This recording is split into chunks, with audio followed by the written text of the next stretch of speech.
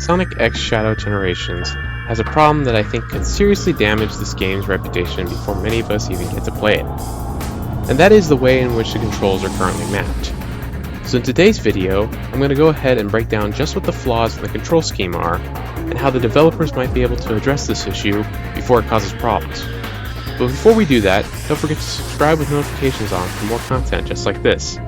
Anyways, on with the video. So what is this problem that needs to be addressed? Well, to put it bluntly, it's the fact that the Generations portion of this game has mapped the boost to the R2 button. Now, you may be asking, how is this a problem exactly? Well, in the original Generations, that button, along with the R1 button, were the drift mechanic for the game. And as of right now, we don't know whether or not the button mapping in this game will be able to be changed. Now, of course, I don't mind that they went with the Frontiers control scheme for this game. In fact, I think it was the right move when it comes to how Sonic games should control these days.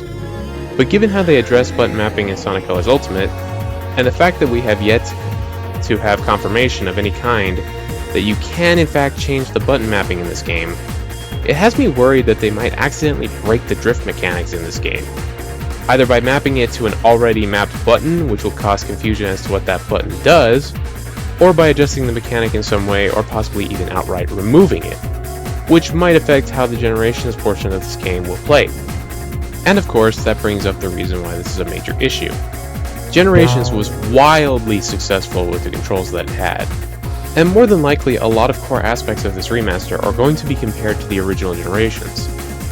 And I'm not too worried about the Shadow portion of this game, given what we know about it, but since Gen's already sort of had a good rep amongst the fanbase and critics, I wouldn't be surprised if the changed control scheme might impact people's already existing views of the original Generations.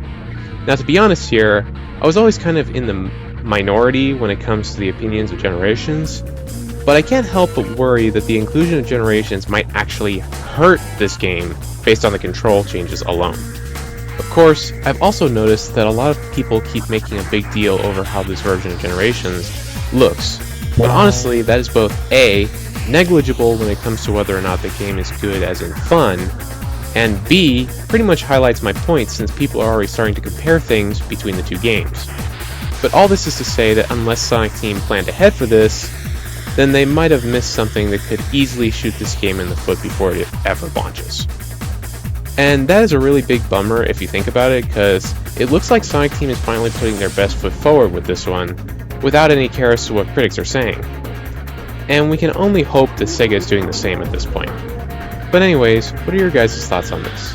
Do you think this is an oversight, or that Sonic Team has already handled it and just isn't mentioning the details yet?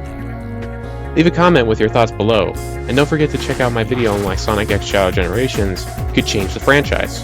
And as always, peace.